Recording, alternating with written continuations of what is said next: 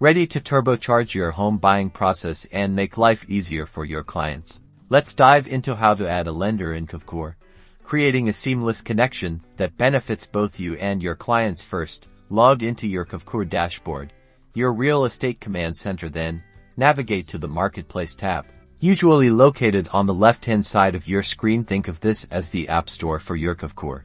Once you're in the Marketplace, scroll down or use the search bar to find the lead generation section. Within this area, you'll see various options for integrating with different services. Look for something along the lines of mortgage services or preferred lender network. It might also be directly labeled with your lender's name if they already have a pre-built integration with Kvcore. Click on the appropriate section to explore the available options. Now, you'll typically find a button that says Connect, Add Lender, or something similar. Clicking this will bring you to a form where you'll input your lender's information. This usually includes their name, contact information, an MLS number, and possibly a profile picture. Fill out all the fields accurately. Some integrations allow you to customize the pre-approval workflow. This means you can set up automated communication between Kvcore, your lender, and your client. Explore these options to streamline the process and ensure everyone stays informed. Once you've saved the lender's information, they'll be integrated into your Kvcore system. Now,